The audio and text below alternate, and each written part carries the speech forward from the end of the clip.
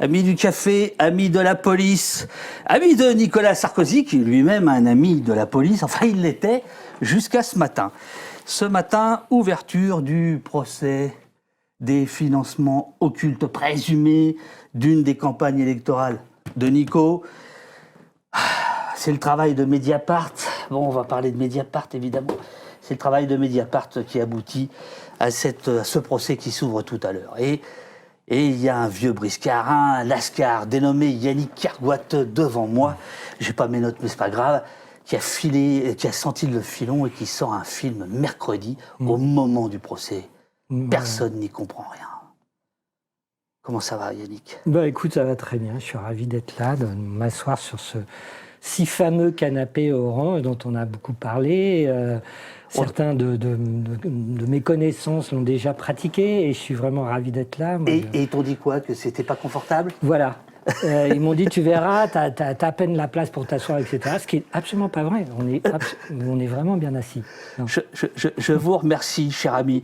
À quelques heures de l'ouverture du procès Sarkozy dans l'affaire des financements libyens, Au Poste fait le point avec le documentariste Yannick Kergoat. C'est toi, bien connu de nos services. Dans ton nouveau film, Personne n'y comprend rien, phrase empruntée à l'ancien président qui pensait s'en tirer à bon compte, Kergoat nous narre mieux que personne cette affolante affaire. Sarko et ses liens avec le colonel Kadhafi, Sarko et ses liens avec les juges, Sarko et ses liens avec Paris Match. Le film sort donc mercredi. À l'affiche, ouais, c'est lui qui va être fâché. À l'affiche, rien que du bon, Fabrice Arfi, Julia Cagé, François Molins, procureur, Karl Lasquet, journaliste. Je rappelle que toi, on te doit la co-réalisation d'un sacré documentaire qui s'appelait Les Nouveaux Chiens de Garde en 2011, et on verra que il y a du chien de garde dans ce nouveau film. Notamment La Très Grande Évasion en 2022. Sur le sujet de l'évasion fiscale. Toujours, tu aimes bien tous ces trucs-là. Oui. En 2000, tu as remporté le César du meilleur montage pour Harry, un ami qui vous veut du bien, de Dominique Moll, et tu travailles avec Costa Gavras depuis longtemps. Tu travailles encore avec lui ou... Alors actuellement, oui, je fais une série documentaire, enfin, qui n'est pas encore diffusée, qui est plus qu'en écriture, en réalisation, autour de son travail, et on va dire ça s'appelle Le siècle de Costa Gavras. On revisite l'histoire contemporaine à travers la succession de ses films. Bon, là, tu es dans quel état d'esprit ? Alors, donc, je dois dire qu'il y a 2 commissaires femmes politiques dans cette salle. Gabrielle Juel, qui est ta productrice, et dont j'ai eu le bonheur de travailler avec elle sur un de mes films. Voilà. Puisque l'autre commissaire politique, Claire, a considéré qu'il y avait des conflits d'intérêts dans cette émission. Donc, moi, je dis tout ce qui se passe. Tu as absolument raison. Claire, qui est l'attachée de presse formidable de ton film. Voilà, comme ça, tout le monde sait tout. Il y a Nayan qui transpire en régie. Alors, Nayan, je te préviens, le chat ne fonctionne pas, mais c'est pas grave. Ça va venir au cours de l'émission. Ça va venir au cours de...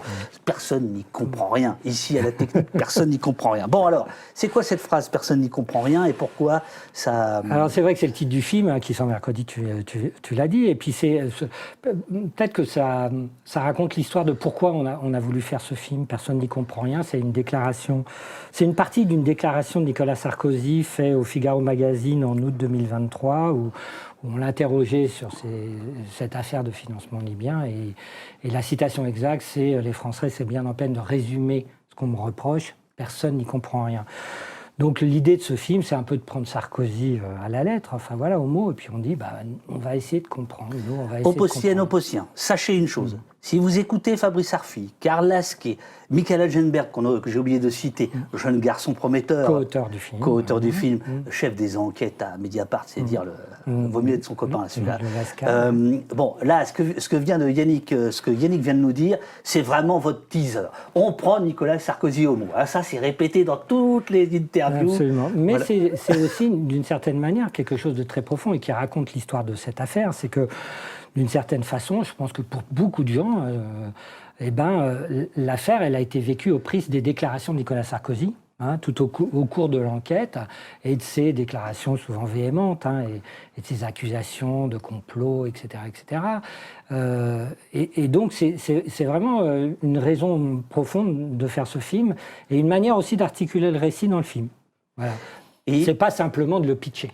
Voilà. Absolument, bien sûr, bien joué Yannick. On va voir évidemment que, parce qu'on ne se refait pas, dans La Grande Évasion il y avait déjà ça, dans Les Nouveaux Chiens de Garde n'en parlons pas, mais il y a toute une critique larvée, on va dire, du système médiatique. Et je dois finir ta présentation en rappelant que tu es le cofondateur, un des cofondateurs d'Acrimed. Donc, co-animateur, fondateur, j'étais pas tout à fait au début de la création d'Acrimed, mais j'ai été effectivement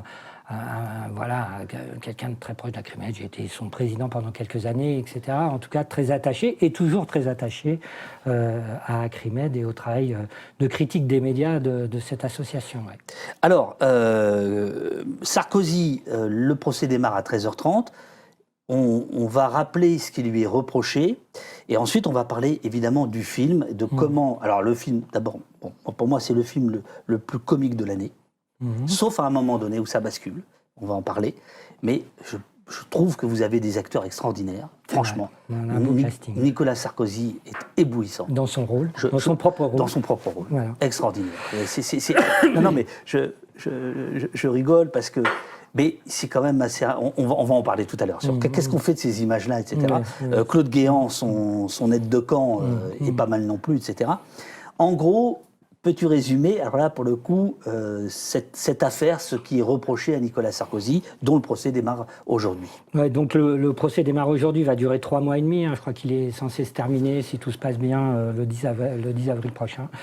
Alors, ce qui est reproché à Nicolas Sarkozy, ça se résume peut-être à la définition de sa mise en examen et de son renvoi comme prévenu dans l'affaire. Il est l'un des 13 prévenus dans ce procès. C'est corruption, détournement de fonds publics, financement illégal de campagne électorale et association de malfaiteurs. Donc c'est des faits qui sont très graves, on peut le dire d'emblée, quand même, c'est pas n'importe quoi. Et ça consiste mais c'est pas des faits de racaille. Voilà. On va parler vocabulaire bien sûr, au cours du film, bien effectivement. Sûr. C'est marrant que tu l'utilises, parce que c'est vrai que c'est une partie du débat public autour de cette question et de l'idée qu'il puisse y avoir une sorte d'acharnement judiciaire, etc. Alors que voilà, ce serait par ailleurs un homme honorable et tout ça. Et d'une criminalité qui serait incompréhensible, voilà. Dont il faudrait finalement ne pas s'intéresser, qui est celle en col blanc, et puis l'autre qui est visible. Et qu'il faut juger immédiatement, très rapidement, avec des peines très lourdes. Et ça a été d'ailleurs le discours de Nicolas Sarkozy très clairement quand il était candidat, puis président de la République, puis à nouveau candidat à la présidence de la République, c'est d'avoir une justice beaucoup plus exigeante, on va dire, sur la délinquance. Voilà, ça fait évidemment partie de ces questions. Alors, qu'est-ce qu'on reproche à Nicolas Sarkozy? Les juges parlent d'un soupçon de financement de sa campagne de 2007 par le régime libyen, qui à l'époque était dirigé par un dictateur, le fameux colonel Kadhafi. Donc, les juges d'instruction qui ont conduit donc à l'ouverture de son procès reprochent un pacte de corruption, c'est-à-dire de l'argent versé par le régime libyen dans des mains françaises contre des contreparties. Voilà. Ça, c'est l'essentiel de ce qui va être débattu à travers tout un tas de faits, d'éléments factuels, concrets, qui ont été mis au jour au départ par l'enquête de Mediapart, ensuite par l'enquête judiciaire. Mediapart, et par l'enquête judiciaire ensuite, au cours des 13 années qu'ont duré l'instruction.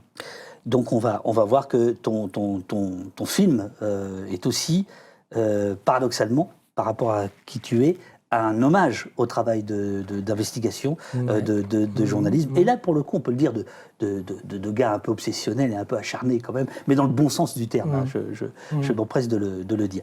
Alors si tu veux bien, si Nayan est prêt, on pourrait mettre le premier extrait. Il s'agit un peu moins de 2 minutes, le tout début du film, juste après les cartons de départ. D'accord. Juste pour mettre la table, comme on dit au Québec. Parfait. Allons-y.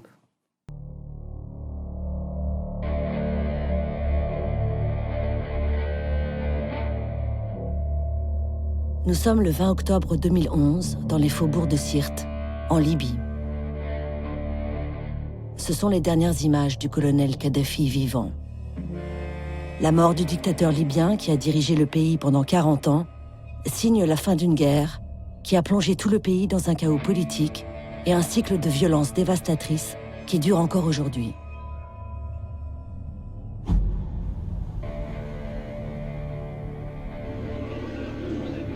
Cette guerre fut conduite sous l'autorité de l'ONU, mais portée militairement par un pays en particulier, la France, et par la volonté déterminée d'un homme, son président de l'époque, Nicolas Sarkozy.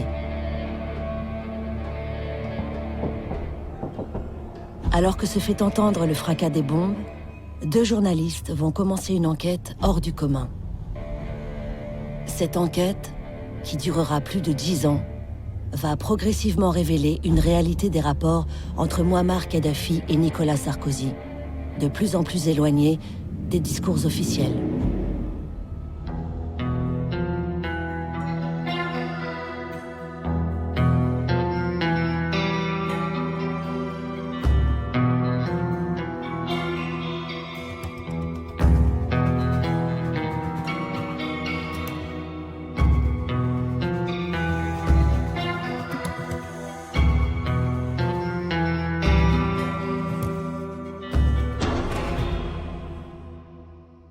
Bon, moi je me demande si pendant nos petites vacances, les amis de Bernard Squarcini, qui est dans cette affaire, sont pas venus visiter notre beau studio juste pour prendre 2-3 photos, parce qu'il n'y a rien qui marche. Donc là, il n'y avait pas le son.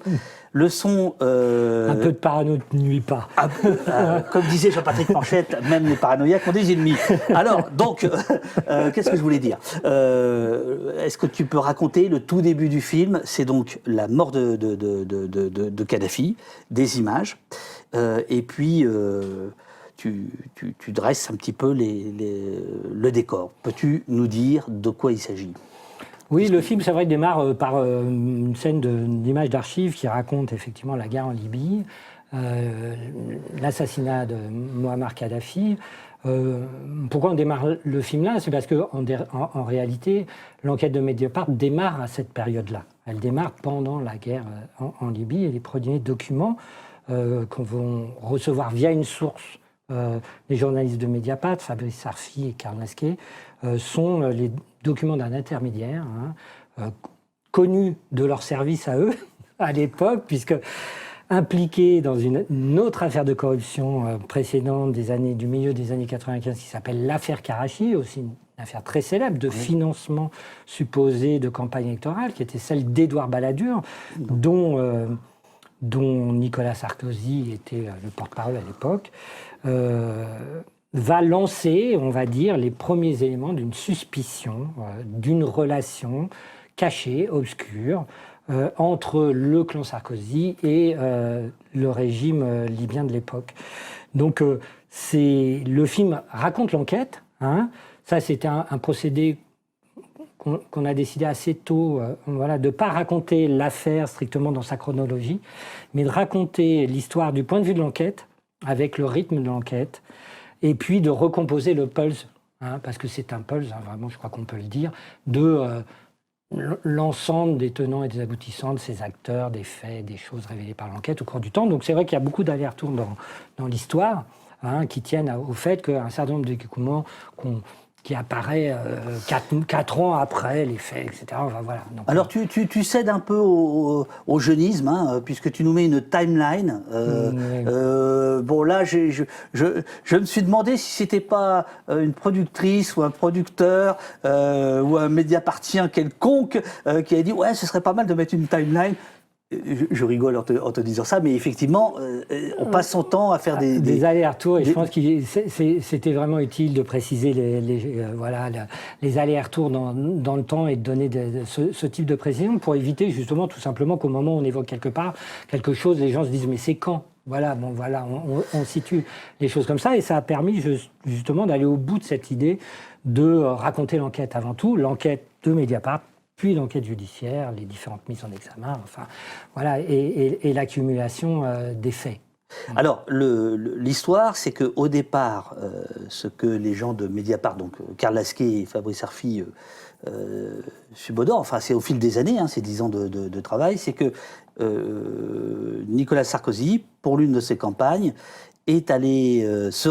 aurait envoyé, je emploie le conditionnel pour éviter tous les problèmes juridiques, mais voilà, aurait envoyé une équipe pour aller chercher de l'argent chez Kadhafi.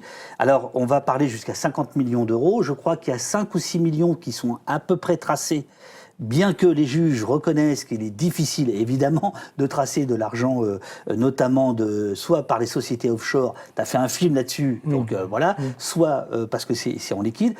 Et le marché, c'est que, si je résume un petit peu, c'est que Kadhafi, lui, son intérêt aurait été, à ce moment-là, de redorer son blason, de ne plus être un État terroriste et d'être accepté par le champ international. Et, grosso modo, c'est ça, puisque Kadhafi apparaît dans plusieurs attentats sanglants dans les années qui précèdent. Et puis après, il va y avoir une bascule, qui est la guerre en Libye, qui est notamment menée.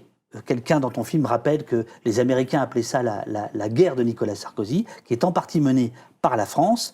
Et c'est là où, par ça que démarre ton film, c'est-à-dire la mort de Kadhafi. Alors, il n'y a personne ne fait de lien entre la mort de Kadhafi et l'affaire qui est soupçonnée, enfin, les soupçons qui sont portés sur Sarkozy. Mais moi, je voudrais d'abord m'adresser au réalisateur.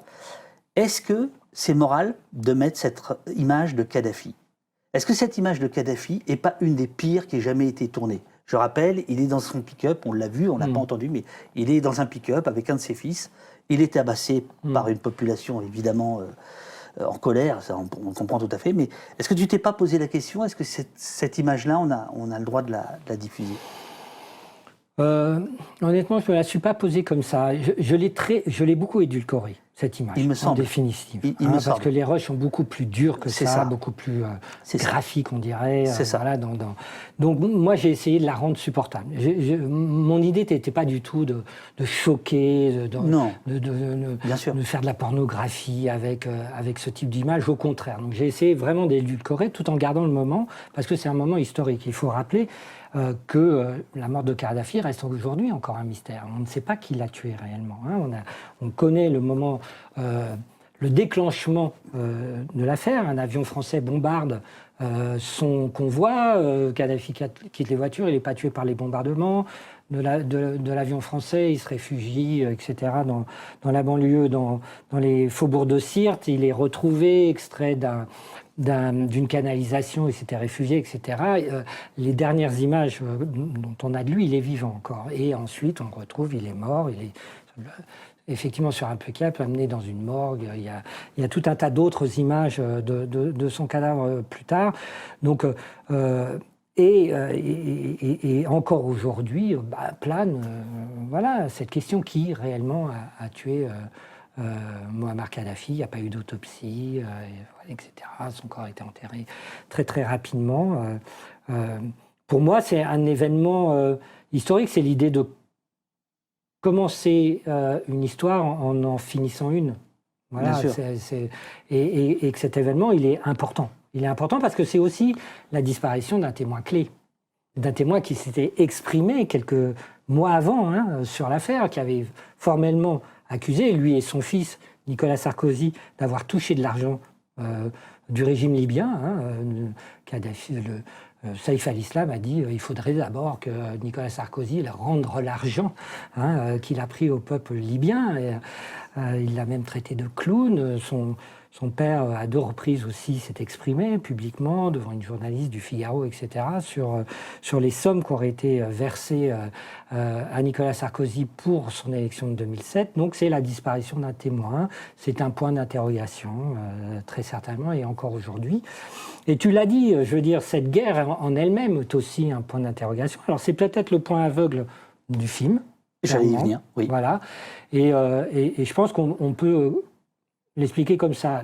Le film raconte des faits qui sont établis par l'enquête, vérifiés et d'intérêt public, sur le déclenchement de la guerre, le rôle de Nicolas Sarkozy, ce qui l'a motivé à pousser ce conflit et cette guerre avec les conséquences dramatiques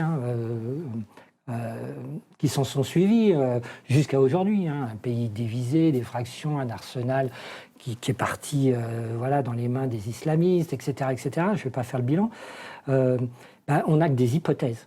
On n'a pas des faits à tester. On a des hypothèses. On a une commission d'enquête parlementaire anglaise qui disent qu'il y avait manipulation de l'opinion publique sur le début de la guerre. On a des cibles militaires un peu étonnantes. On a la mort de Kadhafi, dont on ne s'explique pas vraiment, qui n'était pas du tout, en plus, dans le mandat de l'ONU, voté par l'ONU. Enfin voilà, on a tout un tas de questions. On a le rôle des services secrets dans le pays pendant le conflit français. Enfin voilà, il y a beaucoup de gens qui s'interrogent sur qu'est-ce qui s'est passé, qu'est-ce qui a motivé ce conflit réellement, qu'est-ce qui a motivé le fait de Nicolas Sarkozy, comme tu l'as dit, d'être vraiment en pointe dans les décisions internationales et dans la résolution de l'ONU d'user de la force dans le pays. Bon, voilà. Ça, c'est des questions. Il y a beaucoup d'hypothèses. On en trouve partout. Nous, on raconte des faits qui sont établis. Alors justement, avant de parler du dispositif du film, quand ce projet t'arrive, 14 ans d'affaires dont on ne comprend rien. Tu commences par quoi? Alors déjà, il faut dire comment il m'arrive.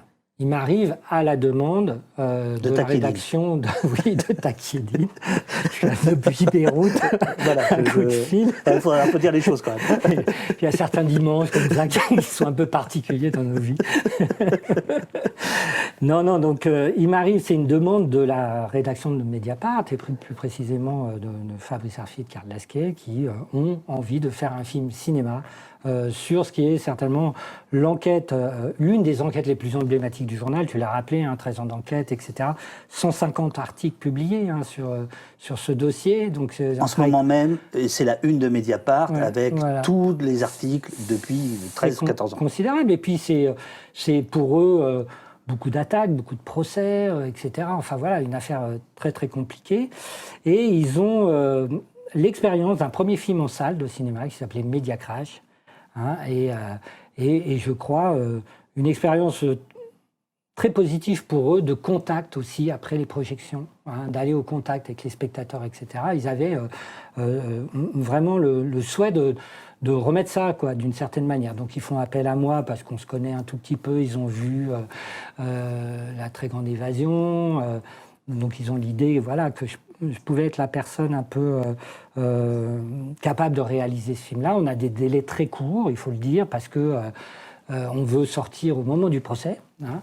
Et donc on rentre dans une écriture ensemble sur cette affaire. Alors moi, comme réalisateur, documentariste, je connaissais bien sûr l'affaire, j'avais déjà beaucoup lu sur l'affaire, et puis j'ai lu, et encore plus, parce que j'avais beaucoup lu, mais j'avais pas non plus lu les 150 articles, j'avais pas lu le livre avec les compliments du guide, donc 400 pages, très très détaillées sur tous les éléments de l'enquête, de l'affaire, etc., écrit par Karl Lasquet et Fabrice Arfi. Donc voilà, je prends toute cette matière et puis j'essaie de la résumer en 1h40. Enfin voilà, parce que en 1h40, c'est très peu de temps. Je le dis toujours, on a très peu de temps pour dire des choses. Il faut les dire clairement et puis il faut les rendre accessibles. Et puis encore une fois, il faut faire ce travail rigoureusement comme a été faite l'enquête journalistique, avec honnêteté, rigueur, sérieux. Voilà, et on prend toute cette matière, on essaie d'organiser un récit autour de ça. Alors, ça m'amène à une question que je voulais te poser à la fin, mais c'est pas grave, on s'en fout. Effectivement, le film est extrêmement factuel, c'est sa grande force. Mais il y a des moments où je me suis demandé si tu n'aurais pas voulu d'être un peu plus analytique, dire un peu plus de choses sur ce spectacle qui est à la fois, je l'ai dit tout à l'heure, tordant et évidemment profondément lamentable de ces hommes et femmes politiques. Parce qu'en plus, on voit des visages qui sont toujours là. On voit Michel Barnier, on voit, qui vieillit d'ailleurs dans le film, comme nous, je veux dire, parce que c'est pas forcément la même époque. On voit Fillon, on voit tout. Enfin voilà, il y a beaucoup de personnages. Et donc je me suis demandé si, justement, à un moment donné, tu t'es pas, parce que tu as 1h40, voilà, tu n'as pas coupé l'aspect analytique? Peut-être un peu. Après, moi, ce que je pense leur avoir apporté tout à fait au début, dans nos premières discussions, c'est de dire, moi, je ne veux pas simplement raconter le fait divers. Parce qu'après tout, c'est un fait divers, hein, voilà, qui va faire l'objet d'un procès là, pendant 3 mois et demi. On va juger une forme de fait divers. Je voulais qu'on aborde aussi la question du coût et des enjeux démocratiques d'une affaire de corruption comme celle-là. Donc c'est vrai de laisser de la place un peu pour de l'analyse. Quand même, voilà. Et d'où Julia Cagé, François Molins, Daniel Klein aussi, pour dire que la corruption, ça a un coût humain. C'est pas simplement financier, c'est pas simplement de l'argent qui disparaît, qui s'échange, qui servent à des combines plus ou moins avouables. C'est aussi un coût humain très important. C'est un coût pour la société, c'est un coût pour les institutions, etc. Donc je voulais quand même qu'on laisse de l'espace pour ce type de propos et de réflexion. Et puis, quand on fait un film et qu'on démarre un film, et c'est tant mieux, et heureusement, on ne sait pas exactement ce qu'on va faire non plus à l'arrivée. Tu le sais très bien, comme documentariste. Il ne faut pas le dire. Au fur et à mesure, le projet se transforme. Voilà, on fait un entretien. On n'a pas exactement prévu tout ce qui allait se dire. On saisit des choses, etc. Et puis, au fur et à mesure, je crois qu'il y a une forme de sous-texte aussi qui se crée. Le film, il parle tout seul. Malgré vous, quoi, presque. Hein. Ouais. Et je pense que l'un des sous-textes, et ça je m'en suis aperçu après, c'est toi qui me le souligne, c'est d'autres personnes qui me disent ça, ben voilà, le sous-texte, c'est que, tiens, on a un personnel politique qui est là depuis des années, qu'on retrouve à toutes ces étapes-là, un peu inoxydable, etc., qui, malgré les affaires, sont toujours là, etc., redeviennent ministres. Voilà. D'ailleurs, bon, les gens dans le chat doivent se rappeler de cette scène où Pujadas, tout d'un coup, se met à faire son métier et pose une question un peu dérangeante à Sarkozy. C'est la fameuse réponse de Sarkozy, quelle indignité sur le service public. Et il me semble que dans ton film, j'ai entendu la voix de Fillon qui dit « Ah non, pas ça ». Il me semble, et j'avais complètement, et là je ne sais pas, c'est la beauté du cinéma, où le son est quand même. Et on voit Fillon, on entend donc la voix de Fillon qui dit oh non, ah non, pas cette question.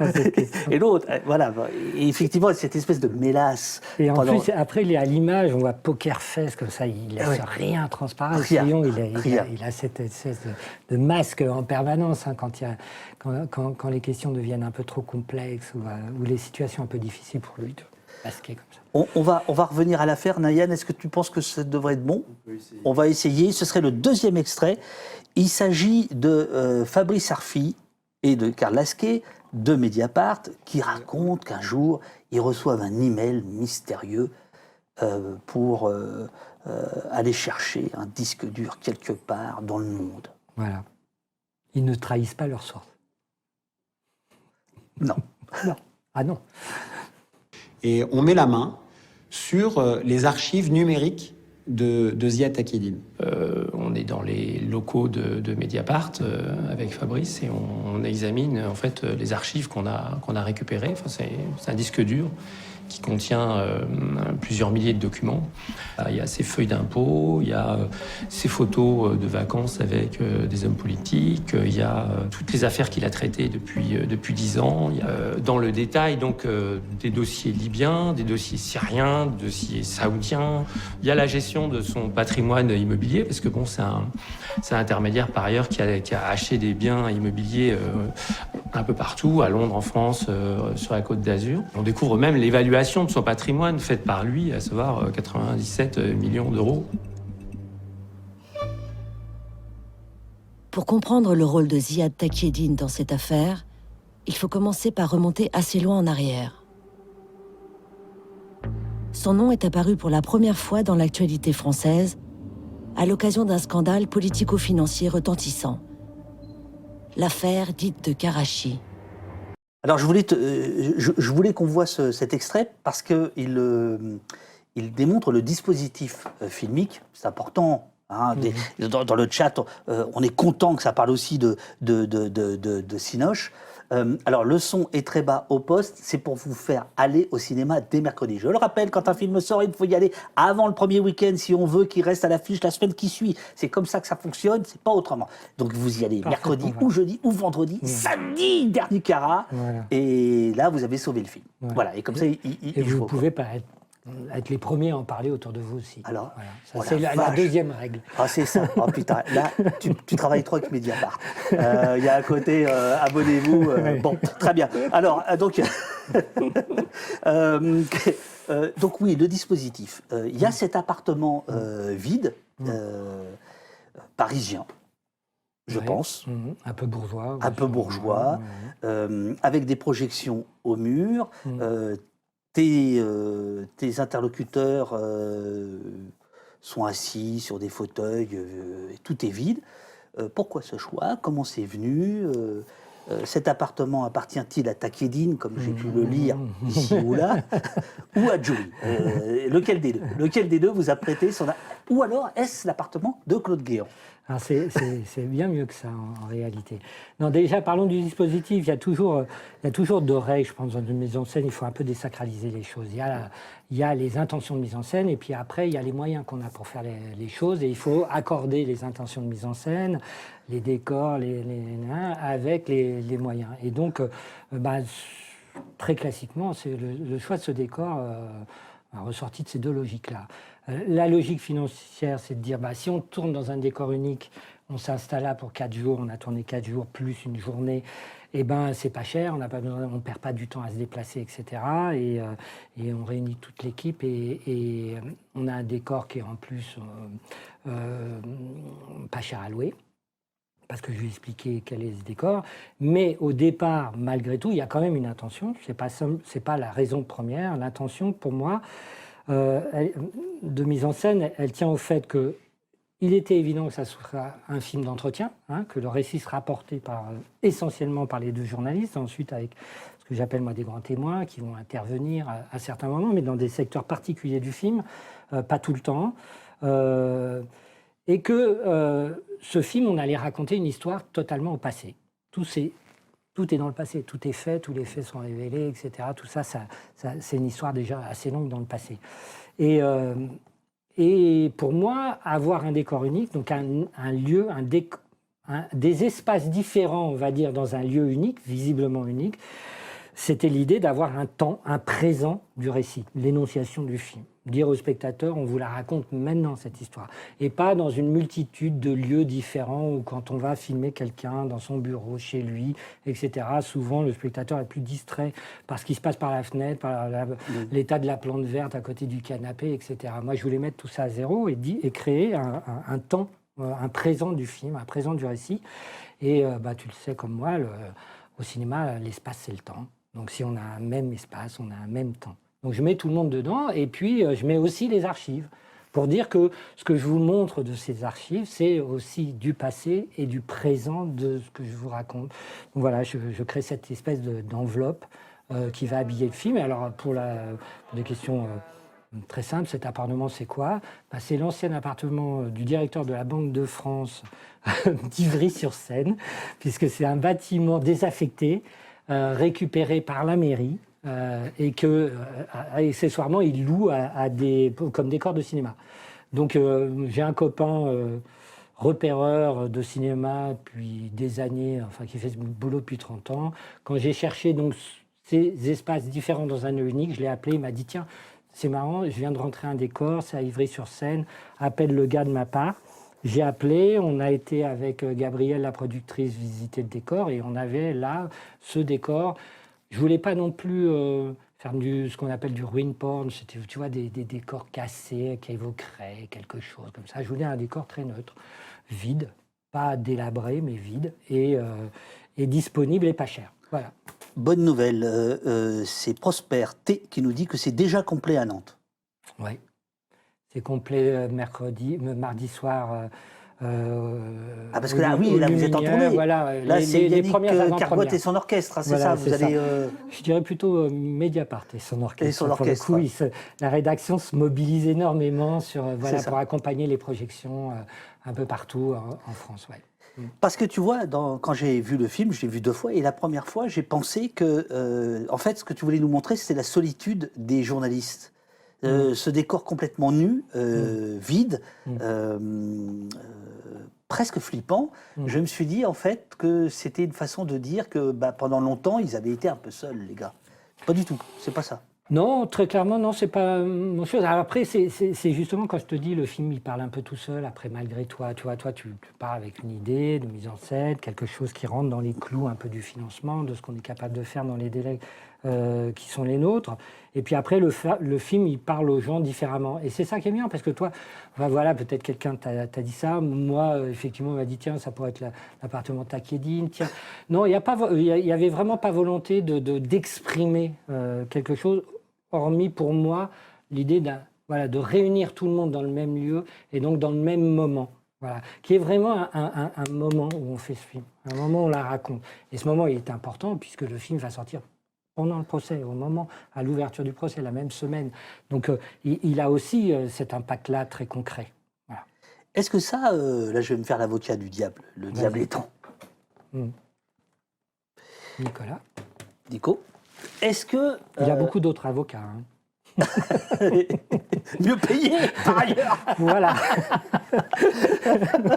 Tu n'es pas le seul. Non, mais est-ce que c'est bien loyal de sortir un tel film au moment d'un procès? C'est-à-dire, tu prends 1h40, tu dis voilà les faits, rien que les faits, il n'y a pas d'interprétation.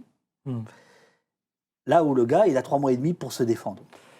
Là où le gars, il a eu quand même 13 ans pour se défendre avant. C'est pas aujourd'hui, il va se défendre devant les juges, à l'intérieur d'une enceinte judiciaire, mais il a eu énormément de tribunes avant et 13 ans, et on lui a largement donné la parole pour se défendre. Hein. Et d'ailleurs, il est très présent dans le film, il se défend beaucoup dans le film. Il y a beaucoup d'extraits, tu l'as noté toi-même, tu as dit qu'on en reparlera, mais de déclarations de Nicolas Sarkozy qui émanent le film. Donc non, je pense qu'il y a c'est l'idée de sortir le film au début du procès, c'est profiter de ce moment où les gens vont s'y intéresser à nouveau pour essayer justement de faire comprendre ce que c'est que l'affaire. Et une affaire qui a souvent vraiment été perçue, comprise uniquement à travers les déclarations de Nicolas Sarkozy, qui à chaque fois qu'il y avait un épisode judiciaire, une mise en examen, une déclaration, s'exprimer dans la presse. Et on a beaucoup plus accordé de poids et de présence à ces déclarations à lui qu'aux faits eux-mêmes. Hein, voilà, ça, on en parle aussi dans le film. Bien de sûr, cette question-là. bien sûr. Et donc, alors, la question médiatique... donc, pour nous, c'était exactement le bon moment, au contraire, pour en parler. Très bonne réponse. Si tu es invité sur une chaîne de télé, fais plus court, tu vois. Mais par contre, l'argument, il est bon. J'ai tendance à être très long. C'est ce que je veux dire. Mais ici, c'est un entraînement, là. Voilà, ici, tu vois. Voilà. Et bon, tu me diras ce que dit le alors, j'ai oublié de dire que pour Kadhafi, un des enjeux, c'est quand même de blanchir quelqu'un qui lui est proche. Ça, c'est extrêmement important parce que tu as cité un nom tout à l'heure sur lequel je voudrais qu'on revienne, hein, en disant que c'est aussi des histoires humaines. C'est cet homme qui est soupçonné d'avoir piloté l'attentat du décédiste. Alors là, il n'est pas soupçonné, il a été condamné. Oui, il a été condamné, pardon. Il a été condamné. Est-ce que tu peux rappeler de qui il s'agit? Oui, l'une des contreparties mises au jour par l'enquête de Mediapart, plus l'enquête judiciaire, c'est effectivement l'idée qu'en contrepartie d'un financement supposé de la campagne de Nicolas Sarkozy, il y a eu des contacts, des réunions qui, elles, sont parfaitement documentées et qui ne sont même pas niées par les auteurs et les acteurs de cette histoire. L'idée de blanchir Abdallah Sennoussi. Qui était Abdallah Sennoussi? C'était le chef du renseignement militaire libyen, donc c'était un cadre très important du pouvoir libyen de l'époque. C'était le beau-frère de Mohamed Kadhafi. C'était un pilier du régime. Et il se trouve que cet homme était très empêché de circuler, d'aller en Europe ou dans d'autres pays, puisqu'il était l'objet d'un mandat d'arrêt international émis par la France à son encontre, puisqu'il avait été condamné en 1999 pour avoir été l'organisateur, le responsable, le commanditaire d'un attentat, d'un avion français, qui avait explosé en vol. C'était un avion qui faisait Brazzaville-Paris, et qui avait explosé au-dessus du désert du Ténéré, tuant 170 personnes, dont 54 Françaises et Français. Et il avait été condamné pour ça, donc condamné, voilà, les preuves et l'enquête avaient établi sa responsabilité, elle n'est absolument pas à nier, condamné par contumace, et faisant l'objet d'un mandat d'arrêt international. Et l'une des contreparties demandées par le pouvoir libyen, c'était d'essayer de supprimer ce mandat d'arrêt international, donc de trouver une solution judiciaire pour, d'une certaine manière, blanchir Abdallah Senussi et lui redonner une forme de liberté de circulation, etc. Et là, il y a eu plusieurs réunions, notamment qui ont fait intervenir Thierry Herzog, qui était l'avocat personnel de Nicolas Sarkozy, et jusqu'en 2009, donc bien après l'élection présidentielle, il y a des traces établies de réunions à l'Élysée entre Claude Guéant, qui était donc à l'époque le secrétaire général de la présidence de la République, et Ziad Takedine, en vue de poursuivre ce travail pour essayer de trouver une solution judiciaire pour blanchir Abdallah Senussi. Alors, il y a un moment qui est documenté. Alors, c'est ça qui est assez paradoxal, c'est qu'il y a quand même un grand nombre d'archives qui prennent un tout autre sens aujourd'hui, évidemment. Je pense notamment à, et ça tout le monde s'en souvient, Kadhafi qui est reçu à Paris, qui plante sa tente et qui a plus que les honneurs, puisque lui, il a droit à 5 jours, je crois que tu rappelles dans le film. 6 jours, alors que normalement, c'est 3. Les visites protocolaires, c'est 3 jours. Et puis, bon gars, tu vas à Londres après, ou tu vas où tu veux, mais bon, lui, il a 6 jours. Et le dernier jour, en fait, si je ne me gourre pas, Nicolas Sarkozy reçoit, pour faire bonne figure, les proches des victimes du DC-10. C'est bien ça. Absolument. Et là, c'est là où tout d'un coup on ne rigole plus. C'est-à-dire que où les fanfaronnades de Nicolas Sarkozy deviennent, enfin pour moi abjectes, voilà, je peux le dire sans que ce soit diffamatoire. Il y a un témoignage. Tu as retrouvé les images de ce dîner. Cette réception, enfin c'était pas un dîner, mais bon voilà, c'est une réunion avec. Quand je vois des gens à table, je pense qu'ils mangent. Non, ils ne mangent pas. Ouais. Il y a peut-être un thé, etc. C'est tard le soir. Ouais. Voilà. Et est-ce que tu peux raconter au cours de cette visite, effectivement, qui avait surpris tout le monde. Bon, déjà, il faut dire que la première visite officielle de Nicolas Sarkozy à un chef d'État étranger, c'est-à-dire en déplacement, c'est pour Muammar Kadhafi, juste après son élection. Et Nicolas Sarkozy invite officiellement le dictateur libyen à Paris et il est le premier chef d'État occidental à recevoir de cette manière, dans une visite officielle très très factueuse, Muammar Kadhafi en France, 6 mois après son élection à peu près, en décembre 2007. Et au fur et à mesure de cette visite, évidemment, il y a une polémique qui s'installe. Personne ne comprend pourquoi la France, officiellement, via son chef de l'État, invite un dictateur comme celui-là, et qui plus est, le dictateur d'un État terroriste, parce qu'il faut se remettre dans le contexte de l'époque, et c'est ça l'opinion publique. Donc effectivement, il y a une polémique qui s'installe, et au milieu de cette polémique, il y a les victimes, et notamment via une association, les victimes de l'attentat du décès du TA. Donc c'est un attentat qui a été commis par le régime libyen en 89 et qui s'interrogent et qui disent mais on invite en France, on reçoit avec tous les honneurs celui qui est responsable de la mort de nos mères, nos frères, nos sœurs, etc., nos oncles dans cet avion. Qu'est-ce qui se passe? Et cette polémique elle gonfle et elle amène un peu au dernier moment, pour un peu étouffer le malaise, Nicolas Sarkozy à recevoir les représentants de l'association des victimes du terrorisme et à essayer de leur donner des gages, enfin en tout cas des promesses de gages que les indemnisations vont avoir lieu, que la Libye va payer des indemnités, etc. Enfin, différentes mesures comme ça qui sera prises et qui feront l'objet de négociations soutenues par l'État français. Et une de ces personnes est dans ton film et très courtoisement, je dois le dire, explique en fait la violence symbolique dont elle se dit aujourd'hui victime, en disant que non seulement, enfin voilà, à la lumière de l'affaire, là il y a un jeu de dupes qui va au-delà du cynisme en fait. Absolument. C'est comme ça que je l'ai compris. Voilà, et cette femme s'appelle Danielle Klein, elle avait perdu son frère dans l'attentat. Elle a été l'une des fondatrices de l'association des victimes du terrorisme. Elle s'est longtemps battue pour la mémoire de ces victimes et évidemment pour elle découvrir qu'il y aurait dans ce pacte de corruption la volonté d'un certain nombre d'hommes politiques au plus haut niveau pour blanchir celui qui a été la main active, vraiment agissante de cet attentat, ça leur est relativement insupportable. Et d'ailleurs, il faut souligner, parce que c'est relativement inédit, que des familles de victimes de l'attentat du 10 vont être partie civile dans le procès qui s'ouvre aujourd'hui. Voilà, donc pour eux, il est important de porter la parole des victimes dans cette affaire de corruption. Je répercute des choses du chat pour que Nayan se prépare pour le nouvel extrait, si tu veux bien. Alors, il y a des trucs assez rigolos. Il y a Torvik qui était intermittent du spectacle à l'époque de Sarkozy et qui dit que Sarkozy a ruiné sa vie. En termes de comédien, si tu veux, probablement.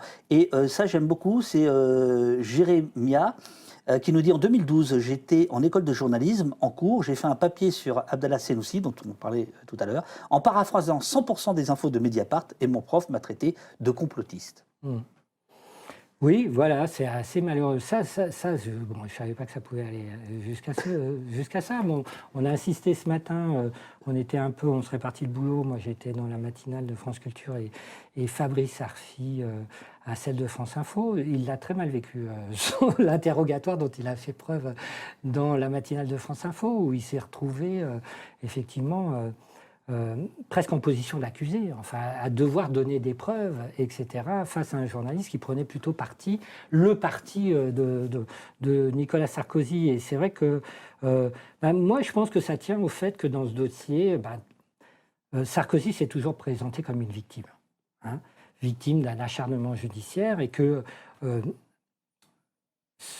au fur et à mesure de ces affaires, parce qu'évidemment tout le monde sait très bien que c'est pas la seule de ces affaires. Si c'est certainement la plus grave, c'est pas la première. Il en a déjà eu beaucoup de visites chez les juges d'instruction et d'audience au tribunal. Il y en a d'autres qui vont suivre encore, mais il a donné à l'occasion de toutes ces affaires l'idée de quelqu'un sur lequel on s'acharnait. D'un acharnement judiciaire. Et donc, qui dit acharnement judiciaire dit complot d'une certaine façon, vengeance de certains mauvais esprits, de journalistes mal intentionnés, etc. Néanmoins, j'ai déjà reçu monsieur Arfi, monsieur Plenel, etc.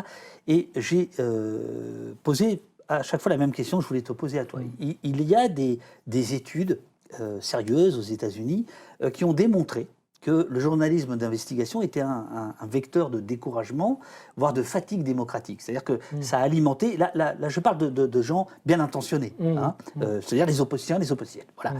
Mais que ça pouvait arriver à cette idée de tous pourris, pour faire très vite, mais au-delà de ça, quelque chose de plus fin, c'est-à-dire de quelque chose qui est assez décourageant. Et en fait, je trouve que ton film, d'une certaine manière, illustre ça. C'est-à-dire qu'à la fois... il est redoutable, il est impeccable, il n'y a rien à dire. Et à la fin, on a tellement nagé dans un double discours, dans un cynisme absolu, avec un Nicolas Sarkozy qui parle au nom de la France à tout bout de champ dès qu'il s'agit de se défendre. C'est-à-dire que c'est pas lui qu'on attaque, mais c'est la fonction du président. Enfin, c'est complètement... En fait, tout ça est salissant. Est-ce que toi, tu as ce sentiment de participer à ça? Est-ce que tu as eu le sentiment... justement, de ne pas vouloir participer à ce phénomène de découragement et d'y apporter des réponses? Est-ce que tu t'es interrogé sur ces points-là? Oui, on s'interroge forcément un tout petit peu. Et puis après, pour moi, la réponse est immédiate. On ne va pas arrêter. Enfin, voilà, on ne va pas dire, non, maintenant, on n'en parle plus. Maintenant, on fait comme si tout ça était normal. Maintenant, on dit aux juges, non, mais vous ne mêlez plus de ces affaires. Ils sont tous corrompus, tout le monde fait la même chose. Et puis voilà, donc ça rentre dans le fonctionnement normal et habituel d'une démocratie. Non, C'est pas possible de baisser les bras de cette manière-là. Non, il faut continuer à enquêter, il faut continuer à dénoncer, il faut que la justice continue de travailler, que des magistrats aient les moyens de leurs enquêtes, etc. C'est très important. Effectivement, on a le sentiment, notamment concernant Nicolas Sarkozy, qu'il y a une inflation d'affaires considérable. Et c'est vrai que les bras nous en tombent comme citoyens et citoyens. On se dit, mais non, mais c'est pas possible. Et dans la phrase, justement, personne n'y comprend rien, il y a ce double sens pour moi. Ça, c'est le sous-texte aussi, je te le dis. Il y a l'idée qu'il faut comprendre les faits, mais qu'on se dit, mais comment c'est possible? Personne n'y comprend rien. Au sens d'où, mais comment c'est possible? Effectivement, mais je pense qu'au contraire, contre vent et marée, il faut continuer à faire ce travail. Moi, j'avais vécu ça très concrètement aussi dans mon film précédent sur l'évasion fiscale. Entre le premier grand scandale des Panama Papers qui occupe la presse pendant plusieurs mois, des rédactions dans le monde entier, et les derniers scandales révèlent beaucoup plus, mais sont beaucoup moins médiatisés. Enfin, après, ça devient un entrefilet. Et c'est vrai que la répétition des scandales, et peut-être que le traitement fait diversier d'une certaine façon, mais quasiment ontologique de la presse sur ces questions-là, ils ne sont pas là pour faire de l'analyse, ils sont là pour donner les faits, révéler des histoires, apporter des preuves, et fait qu'il y a une usure dans l'opinion publique. Il y a une usure et elle est dramatique. Alors, moi, je ne sais pas comment aller contre, mais je ne pense pas que c'est en étouffant les affaires, en arrêtant d'en parler, qu'on résout vraiment le problème. Alors un gars n'a pas baissé les bras, et en tout cas entonne un petit peu le même discours que toi, c'est François Molins, procureur de la République. Alors comme ici, je l'ai dit au début de l'émission, une de tes commissaires politiques a parlé de conflit d'intérêts. Moi, je dois dire, j'avais rencontré François Molins en 2006, après les révoltes des quartiers de 2005. Il était à l'époque procureur de Bobigny, et il était déjà un peu étonnant. Et toi, tu le rencontres en quelle qualité? On va voir l'extrait après. Alors moi, je le rencontre, il est à la retraite, donc il a une certaine liberté de parole, on va dire, ce qui n'a pas nécessairement quand il est en activité comme magistrat. Et je le rencontre parce que justement, tu vois, dans l'idée d'interroger un peu le coût démocratique d'une affaire comme celle-là, je voulais le faire parler sur les attaques notamment de Sarkozy sur la justice, puisque l'un des arguments principaux de la défense de Sarkozy, en tout cas public, dans l'opinion publique, c'est d'accuser les juges d'un complot, d'un acharnement. Donc je voulais qu'il nous parle de cette attitude de certains hommes ou femmes politiques aujourd'hui, dès qu'ils sont mis en cause dans une affaire, d'attaquer la justice. Et c'est d'autant plus marquant quand c'est un président de la République, donc le premier, en droit, le premier magistrat de France, qui est censé être son principal défenseur. Et on va voir que c'est une autre facette du film, c'est le ping-pong entre François Molins et à distance Sarkozy et justement ses sorties médiatiques. Et ça va être le sujet qu'on va aborder juste après.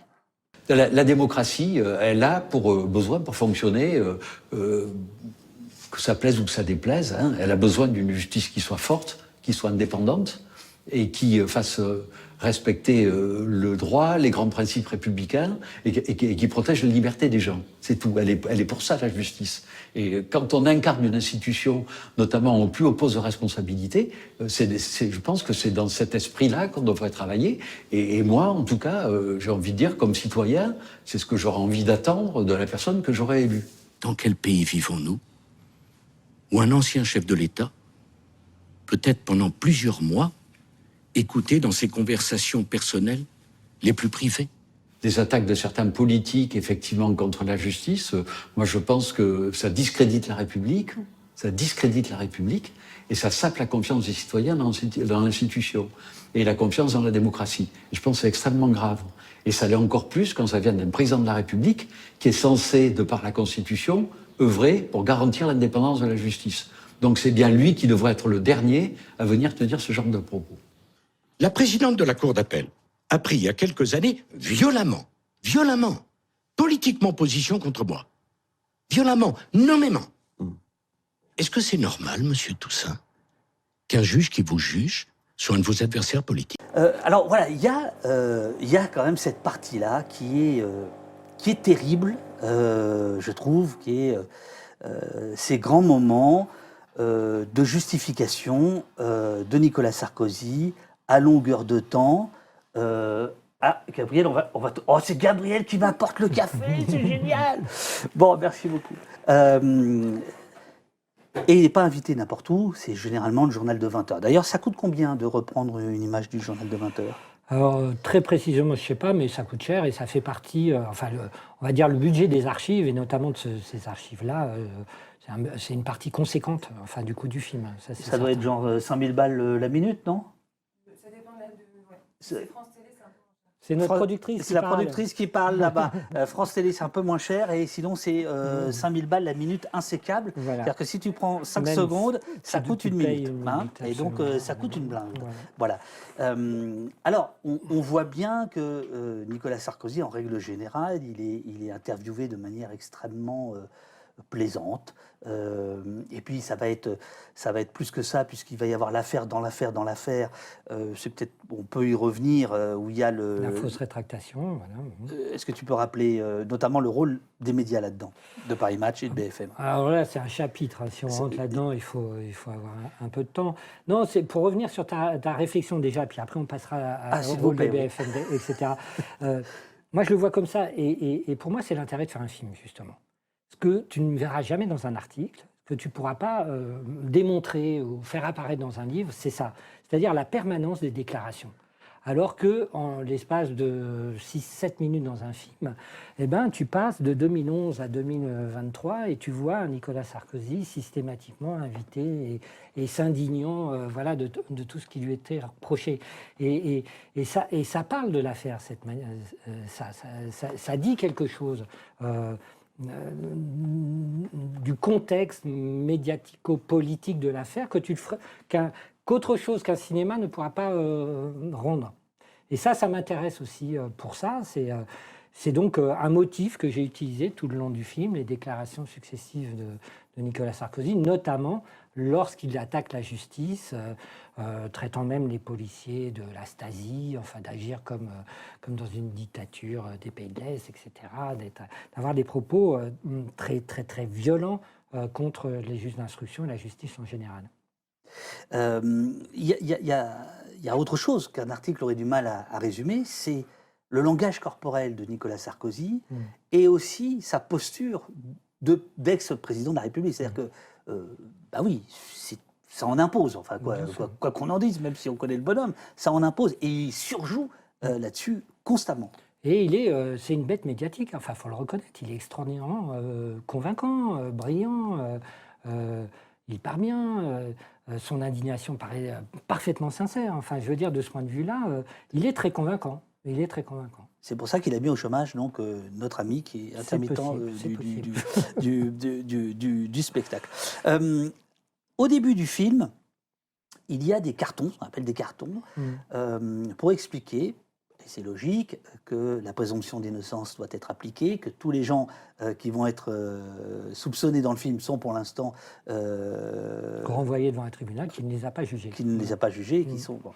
Et puis, il y a des petites phrases, et là qui sont très médiapartiennes, qui disent « Nous ne sommes pas juges ». Dans ton film, d'ailleurs, Fabrice Arfi, à une ou deux reprises, dit « Nous n'avons pas les moyens de juges ou de policiers, fort heureusement ». Et là, je me suis demandé si ce n'était pas un peu jésuite, si ce n'était pas un peu quand même... Alors, non, je pense qu'en termes de droit, c'est parfaitement le droit. Oui, en termes de droit, bien sûr. La présomption d'innocence, c'est une valeur juridique essentielle dans le droit français, il faut la respecter, et il faut la redire quand c'est nécessaire. Voilà. Une personne, tant qu'elle n'est pas condamnée définitivement, elle est présumée innocente. Là-dessus, il n'y a pas de problème. C'est plus sur le côté, nos journalistes, puisque c'est des hommes du président version Mediapart, ton film un petit peu. Oui, il y a peut-être quelque chose comme ça, mais peut-être avec le sentiment aussi que cette présomption d'innocence ne doit pas être un bâillon sur la liberté de la presse et sur le fait de pouvoir révéler des faits quand ils sont vérifiés et d'intérêt public. Voilà, parce qu'on a trop utilisé peut-être aussi l'idée de la présomption d'innocence, Et d'ailleurs, ils ont fait l'objet de procès de ce pour essayer de dire procès Bayon, quoi. Vous n'avez pas le droit d'en parler. Et je parlais un peu de cette interview de France Info ce matin sur lequel, de Fabrice Arfi, sur lequel auquel j'ai assisté. Et la frontière, elle n'est pas facile entre justement. Non seulement le complot, mais tu dis des faits, mais ces faits, ils sont à charge. Vous avez fait un film à charge, par exemple, on me l'a dit. Ben non, moi je ne fais pas un film à charge, ce sont les faits qui sont à charge. Il ne faut pas confondre. Alors c'est vrai que sémantiquement, on peut passer d'un côté ou de l'autre relativement facilement, et que c'est difficile de s'en défendre quand on dit simplement on est là pour apporter des faits qui sont vérifiés et d'intérêt public. Voilà, ça c'est le sale journalisme en démocratie. Ces deux visions du journalisme qui sont développées dans ton film. D'un côté, on va dire l'investigation. Je sais qu'il n'aime pas ce terme et je comprends pourquoi il ne l'aime pas. Mais enfin, on va l'appeler comme ça, le temps de notre conversation. Le journalisme d'investigation d'un côté et celui de complaisance de l'autre, celui d'être de parti pris. Voilà. Est-ce qu'il ne faudrait pas l'assumer un peu plus, l'investigation? Est-ce que tu ne trouves pas que dire bah oui, bah ouais, en effet, c'est une telle tannée que d'aller chercher la vérité, qu'effectivement, il y a un côté missionnaire et l'assumer. Oui, je pense que dans le fond, il l'assume aussi, très clairement. Je pense que aujourd'hui même, j'ai presque envie de dire, même aujourd'hui, faire de l'investigation, c'est déjà assumer quelque chose, c'est déjà assumer un rapport à la réalité sociale et politique particulier, puisqu'il y en a très peu maintenant, il faut le reconnaître, qui font vraiment de l'investigation dans les médias français. Ça fait partie du problème. Donc rien que déjà le fait de dire « je suis journaliste d'investigation », t'es l'emmerdeur, l'empêcher de tourner en rond, et tu es obligé de l'assumer comme tel, puisque on aimerait bien que tout ça reste sous le tapis, qu'on n'en parle pas, qu'on ne gêne pas les citoyens, les citoyennes avec ces histoires, etc. Après, que dans les propos et la manière de s'exprimer, ils tiennent à garder cette espèce de légitimité journalistique et de dire nous, on n'est pas de parti pris. Moi, je le comprends et je pense que ça fait partie de leur viatique et pas seulement de la pratique, mais du sens qu'ils mettent à leur métier. Et moi, je le respecte tout à fait. Je respecte tout à fait qu'ils ne cherchent pas à aller au-delà. Et que ce soit un peu une barrière derrière laquelle on se cache, pourquoi pas. Mais c'est une barrière que les autres veulent tellement démonter, franchir, déformer. C'est normal qu'ils la défendent un peu, quoi. C'est à ce moment-là qu'intervient Julia Cagé dans ton film, où justement, elle a peut-être une des clés de réponse à ta question, à ton constat. Il y a très peu de journalistes qui font de l'investigation. Elle parle des relations entre Nicolas Sarkozy et Lagardère. Et là, ça répond à... Personne n'y comprend rien de le sous-texte du sous-texte. Elle dit, en gros, quand un ancien président de la République se retrouve au conseil d'administration de Lagardère, qui possède un certain nombre de maisons d'édition, un certain nombre de journaux, etc., les choses sont verrouillées.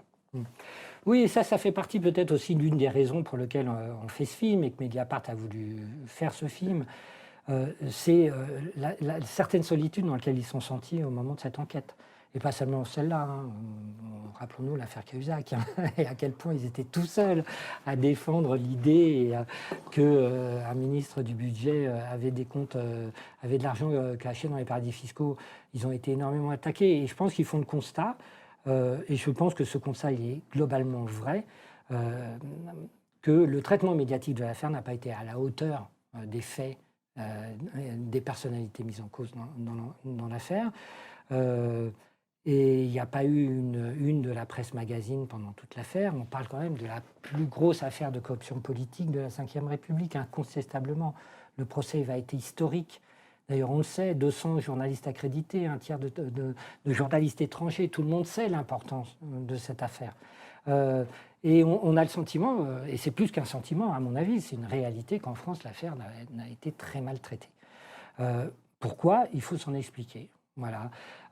Alors, tant que c'était une affaire Mediapart, on peut dire c'est Mediapart, les autres journalistes n'ont pas marché sur la plate-bande, c'est eux qui ont les documents, c'est plus compliqué d'en traiter. Mais une fois que ça a été une affaire judiciaire, qu'il y a eu des révélations, qu'il y a eu des déclarations, qu'il y a eu des mises en examen, etc., pourquoi c'est pas devenu une affaire médiatique un tout petit peu plus conséquente?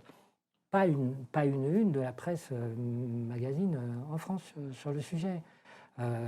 Est-ce qu'on imagine ça? Alors ça, par exemple, c'est ce que Julia Cagé dit dans ton film, en disant Le Point n'a pas fait de une, l'Express n'en a pas fait, elle pense que l'Obs n'en a pas fait non plus. Mais très peu de relais, très peu de relais. Mais je t'avouerai, là, j'ai été étonné, parce que qu'est-ce que ça peut foutre? Et ces gens-là, c'est terminé. Alors voilà, ça c'est peut-être toi, tu es de l'autre côté de la barrière. Et tu l'es clairement, on le sait très bien. Ta position de dire c'est tout ça, c'est de la vieille presse, ça ne marche plus du tout, c'est un vieux système. On est ici, on est sur Twitch et on fait une information libre et indépendante et qui ne s'encombre pas de ce vieux monde. Moi, je suis tout à fait d'accord avec cette position aussi. Je pense que les deux sont aussi légitimes. Tu es aussi légitime, toi, d'être dans ton indépendance, de faire ton travail de journaliste, de choisir, d'éditorialiser en toute liberté, sans ces contraintes capitalistiques, etc. Et voilà, avec de temps en temps une archive qui ne démarre pas, et c'est pas grave, et on l'assume, et on est comme ça, et le vieux monde est derrière nous. Moi, j'adore ça, tout à fait. Mais je respecte aussi les journalistes un peu à l'ancienne, qui, avec les vieilles valeurs du journalisme en démocratie, décident, tu vois, avec leur déontologie, de faire un travail pendant 15 ans.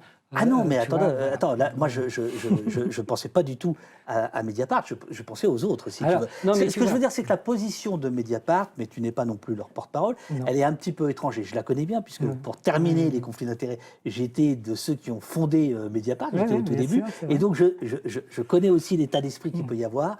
Et je sais que c'est une souffrance, j'emploie ce terme pour les gens de Mediapart, de ne pas être toujours repris, hein, c'est le terme, par les autres. Mais au fond, je trouve que c'est une façon aussi d'essayer de, comme dirait Louis Plenel, de tenir par les deux bouts. C'est-à-dire une nouvelle façon de faire le métier et la reconnaissance de l'ancien.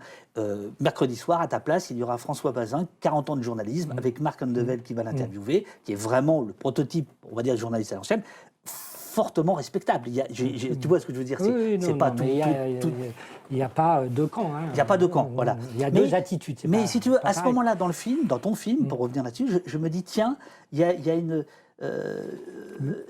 petite forme de... Mais là, tu te dis pas, tiens, je retrouve un peu aussi Yannick Kergoat, la critique des médias, l'idée de, à un moment donné, justement, de pas simplement sur ce dossier-là, se plaindre que la presse n'ait pas été à la hauteur de la reprise des révélations de Mediapart, mais d'utiliser cette occasion pour justement faire un peu d'analyse et de critique des médias et de remettre en cause l'accaparement, on va dire, des médias français, radio, télévision, journaux, par une poignée de milliardaires, et d'en situer concrètement les effets.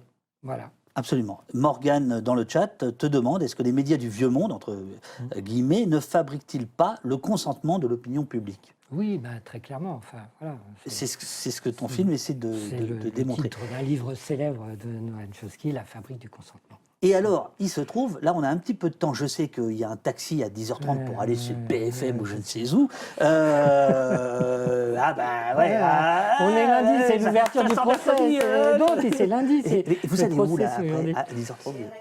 RFI, ça va, c'est respectable. Ah ouais, toi, ils t'ont donné les trucs... Non, c'est pas qu'ils m'ont donné à moi, c'est que justement la presse étrangère, enfin ceux qui font un peu de l'actualité internationale et qui continuent à en faire, savent que c'est un État avec un autre État, c'est la Libye d'aujourd'hui, qui est, il faut le dire aussi...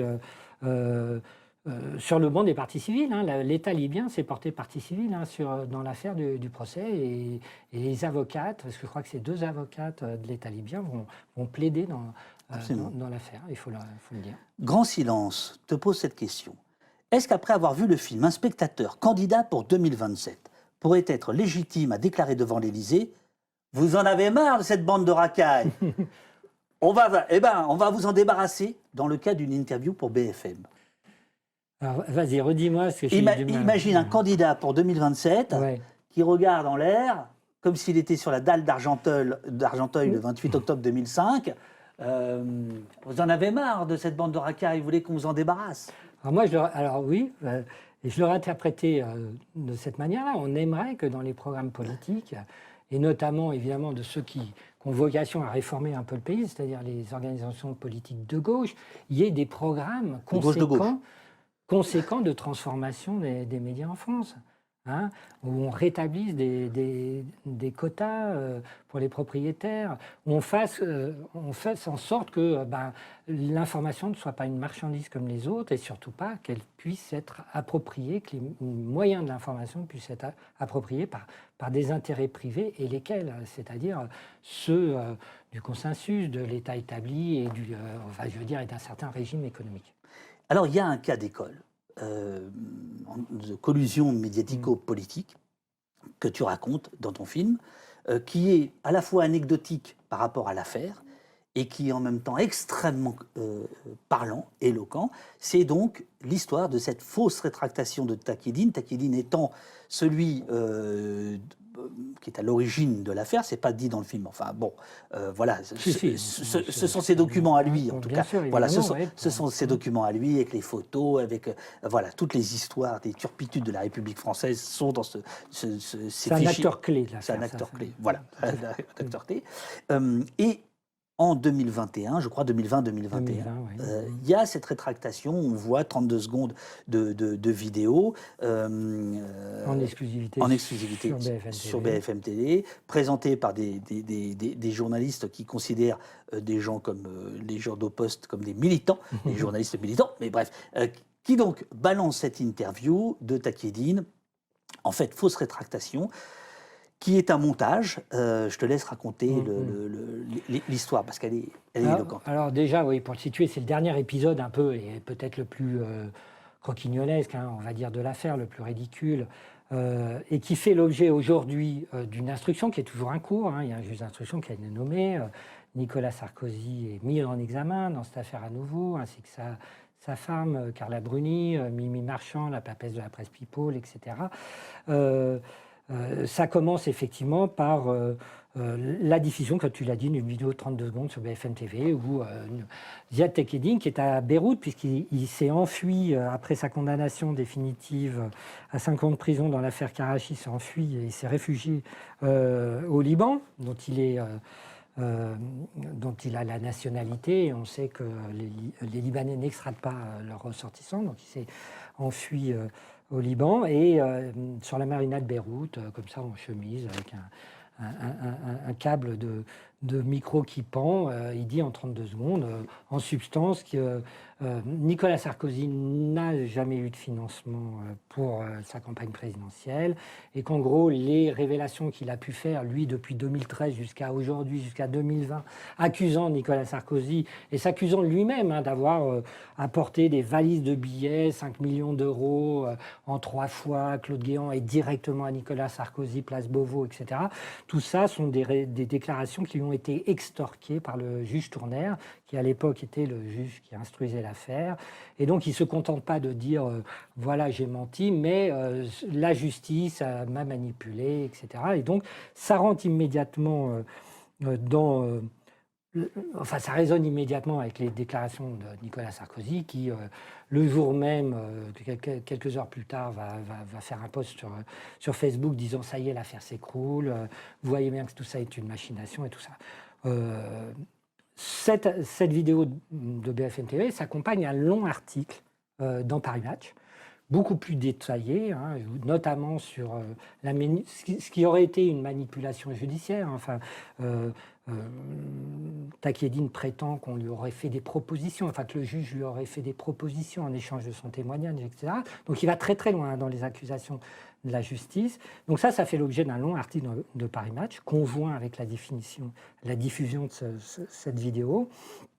Et évidemment, le surlendemain, une longue interview de Nicolas Sarkozy à BFM TV avec Ruth Elkrief, disant l'affaire est finie, le seul témoignage qu'avaient les juges, c'est un mauvais témoignage, l'affaire s'écroule, etc.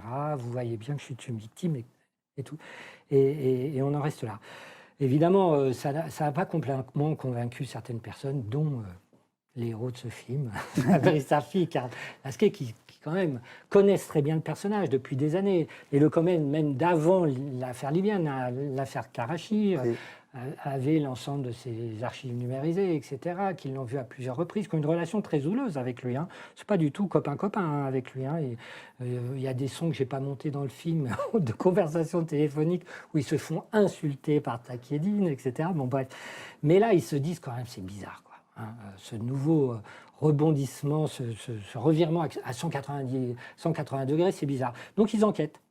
Ils enquêtent, et puis d'enquête, de fil en fil, je ne vais pas faire le détail, mais voilà, il révèle que le témoignage de Takedine a été acheté, tout simplement, qu'il était à bout de course, qu'il n'avait plus un rond, qu'il devait de l'argent un peu partout, notamment à ses avocats, et qu'on lui a fait la promesse de lui payer jusqu'à 4 millions d'euros s'il revenait sur sa déclaration, et que tout ça s'est organisé. Et encore une fois, là aussi, on est obligé d'utiliser le conditionnel parce que l'instruction n'est pas close, il n'y a pas encore de jugement. On ne sait pas si et dans quel délai l'affaire va être renvoyée devant un tribunal, mais les faits sont établis que voilà, il y a eu une promesse et que cette déclaration elle a été achetée. Alors, je me refais l'avocat du diable, décidément, quelle matinée. Tu mets quelques échanges textos entre la chargée de com de Sarkozy, entre Ruth Elkrief, entre Marc-Olivier Fogiel, qui est à l'époque le big boss de BFM, où on voit une certaine familiarité. Je pense plus qu'une familiarité. Alors voilà, c'est ce que je voulais te demander. C'est-à-dire qu'à partir de quand tu considères que dans un texto, quelqu'un qui invite quelqu'un d'autre... C'est pas un texto, c'est une série de textos. D'accord. Voilà. Et j'en mets que quelques-uns dans le film, mais il y en a toute une série. Je n'ai pas mis la totalité des échanges, ça aurait été trop long, entre effectivement la chargée de communication de Nicolas Sarkozy et puis un certain nombre de journalistes ou de dirigeants de BFM TV. Mais, je te dis ça parce que tu sais bien qu'il y a une relation quasi marchande entre l'intervieweur et l'interviewé, le chargé de programme, et que il peut y avoir des choses qui ne soient pas forcément très sincères, mais pour choper la personne que tu as envie de choper. Mais est-ce que c'est malhonnête ? Je me fais l'avocat du diable. Non, mais moi je pose la question, est-ce que c'est malhonnête de le dire, de le montrer et de laisser aux spectateurs le soin de décider si pour eux ça dit quelque chose ou pas ? Est-ce que ça révèle quelque chose d'une connivence ou pas ? Voilà, les textos, ils sont là, ils ont fait partie de cette instruction, c'est des pièces d'instruction, c'est au dossier, ça fait l'objet de mise en examen, et en tout cas de questionnement, il y a, en tout cas de demande de témoignage, il y a eu des journalistes qui ont été convoqués pour s'expliquer là-dessus, à quel point, effectivement, BFM TV, un certain nombre de journalistes de Paris Match, directeurs de journaux, etc., ont été impliqués dans cette affaire qu'on appelle une affaire de subornation de témoins, donc en vue de modifier un témoignage j'ai même appris devant la justice. Dans ton film, c'est tromperie au jugement. Voilà, subornation de gêne pour tromperie au jugement. Au jugement, c'est-à-dire pour empêcher la justice d'accéder à la vérité. Voilà. Donc c'est un délit très grave. Voilà, il est normal et les enquêteurs ont souhaité essayer de comprendre jusqu'à quel point cette manœuvre, elle a été poussée jusqu'à la diffusion de ce document, de la 32 secondes, jusqu'à l'interview de Nicolas Sarkozy, etc., pour dire que la justice était, agissait contre lui, etc. Bon, voilà.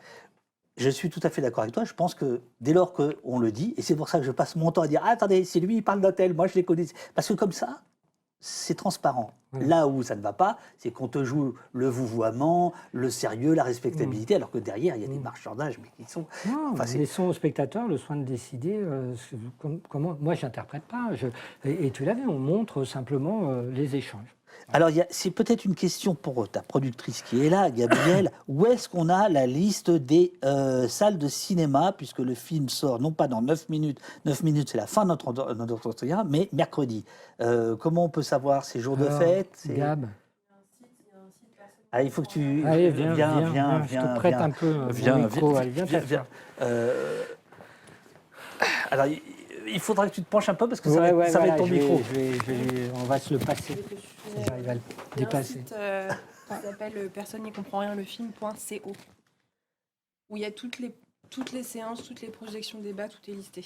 Est-ce que c'est bon, Nayan? Ça va. Sinon, je crois que Nayan était prêt à surgir avec un micro, si tu veux. Parce que ça va nous permettre, la présence de Gabriel va nous permettre de...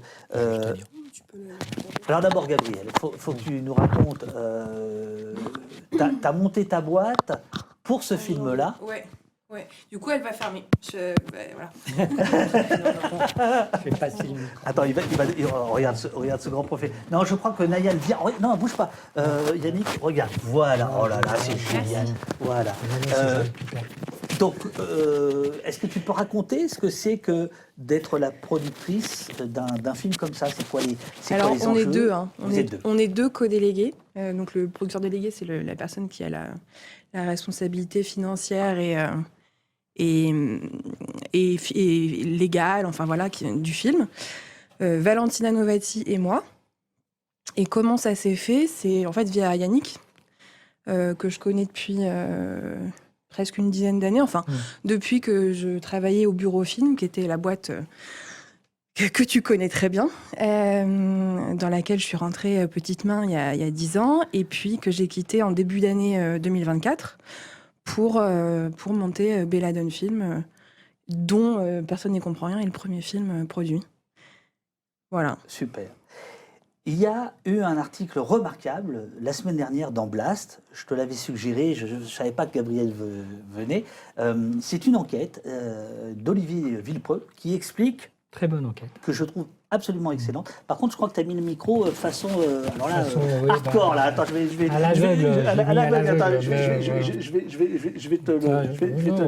vais te le remettre. Qui est une enquête... C'est un métier. Qui est une enquête remarquable sur... Non, mais je vais le tenir comme ça, t'inquiète. Oui, voilà. À la fin de l'émission, je vais le tenir comme ça.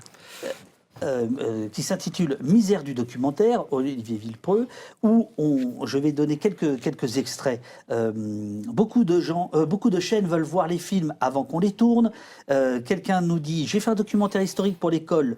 Sur l'école en France, pour France Télévisions, il y avait tout un lexique que je ne pouvais pas employer. Par exemple, il était impossible de parler d'élite. Le mot contiendrait en lui-même des aspects soit complotistes, soit populistes. On en appelle à des anciens salariés du public qui ont migré vers des groupes privés. Ainsi, l'argent public nourrit toujours les mêmes au sein des chaînes privées capitalistiques et la création est délaissée. Elle se réfugie au cinéma. La conclusion de cette enquête qui est vraiment remarquable, avec notamment une monteuse qui explique qu'elle a vu l'évolution des chaînes avec les réalisateurs et qu'aujourd'hui, c'est les monteurs qui se retrouvent au milieu de ces conflits. De ces conflits. Donc pour tous ceux qui sont intéressés par le monde du documentaire, je conseille vraiment la lecture de cet article. Est-ce que toi, Gabriel, tu as pensé à un moment donné que ce film-là, que vous produisez, qui sort mercredi au cinéma, aurait pu être fait par la télévision? Jamais. Non, le cinéma est l'espace de liberté par excellence. On a aussi dans le financement du film cette liberté intégralement, puisqu'on a la chance d'avoir été financé par notre public.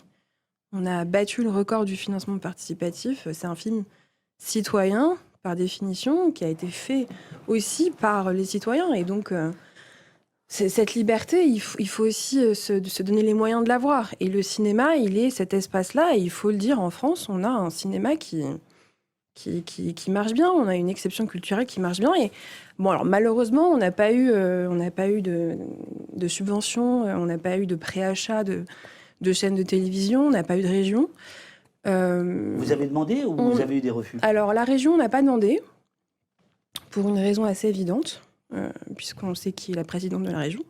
Région Île-de-France. De la région Île-de-France, puisque le tournage avait lieu en Île-de-France. Donc, c'était la région la plus indiquée à aller voir. Et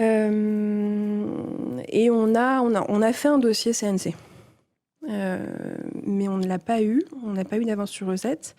Et on n'est pas allé voir les chaînes de télévision pour des préachats non plus, parce qu'on n'y croyait pas vraiment. On s'est dit aussi que cette liberté qu'on voulait avoir, on l'aurait en allant chercher d'autres sources de financement. Et c'est le crowdfunding. Et la force de Mediapart, la force de frappe de Mediapart a été incroyable pour ça. Et donc, à la fin du film, il y a un générique long Ouais. comme un jour sans pain, où Ouais. vous dénoncez tous ces gens, Qui ont donné de tout ce l'argent. Qui ont bien voulu qui figurer. habité par la Et qui vont faire vérité maintenant l'objet d'une enquête administrative. et d'un Ou d'un contrôle fiscal. pour Contrôle les- fiscal. pour les plus, Exposé. sympa. Ouais. Voici que Claire est en Ouais. train de mettre sa veste, etc. Il y a un taxi qui vous attend.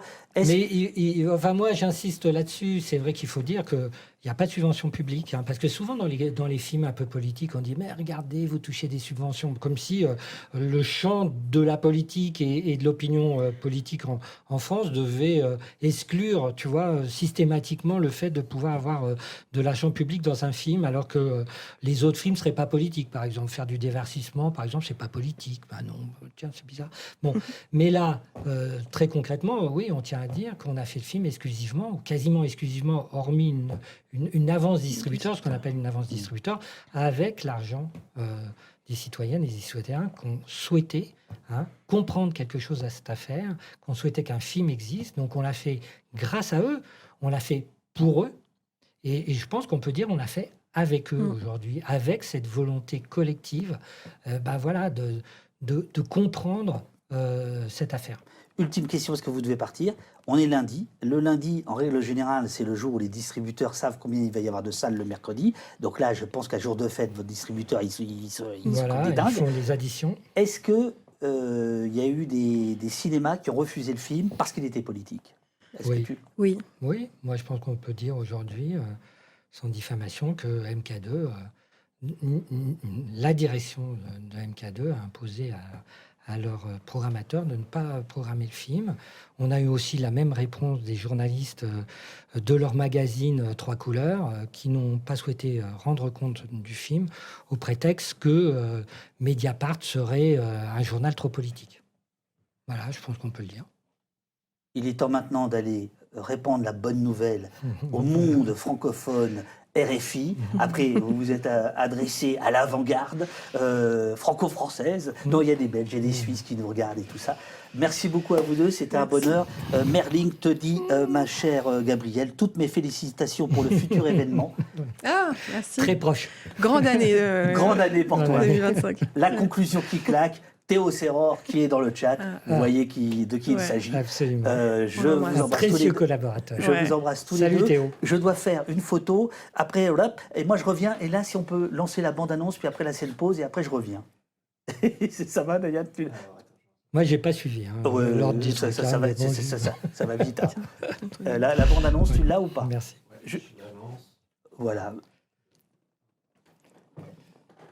Merci David. Je t'en prie, Non, C'était un plaisir. Je fais juste une petite photo de toi, Yannick. D'accord.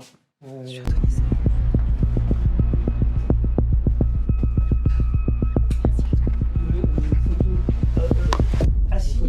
Voilà, comme ça, si ça te va. On vous entend. Pour comprendre cette affaire, il faut commencer par remonter assez loin en arrière.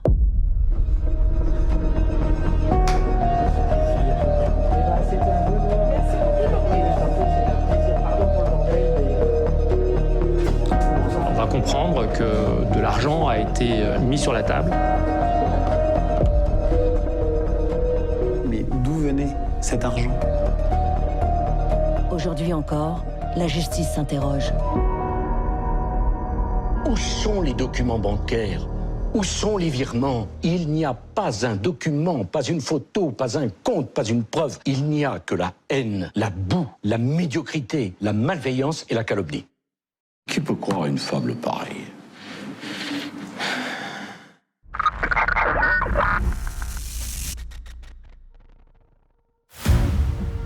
La riposte, c'est vous.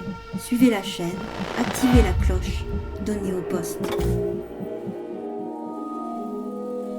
Soutenez-nous sur auposte.fr.